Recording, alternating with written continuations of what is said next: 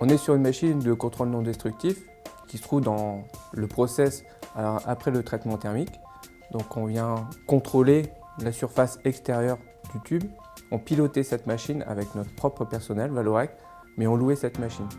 Et cette machine, au fil des années, elle a pris d'obsolescence.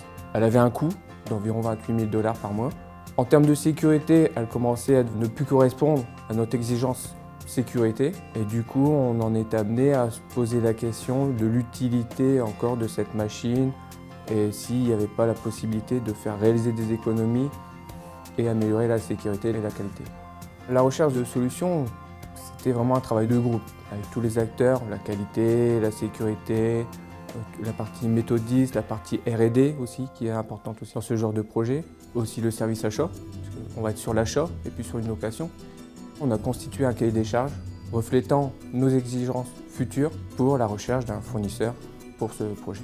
Le bénéfice, c'est avant tout de faire des économies, parce qu'on va rentabiliser la machine assez vite. En sévérité de contrôle, on est nettement meilleur. En sécurité ergonomie, où les conditions de travail sont largement améliorées par rapport à avant. Et on a réussi. Comme toujours chez Vallourec, on a placé la sécurité au centre du projet. On a vraiment axé le projet autour de 3 thématiques qui vont être la manutention des tubes, l'ergonomie et la consignation des machines. En termes de manutention manuelle, c'était la première cause d'accident au sein de notre usine ces dernières années. Aujourd'hui, on peut dire que plus personne ne touche le tube lorsqu'on travaille dans la machine.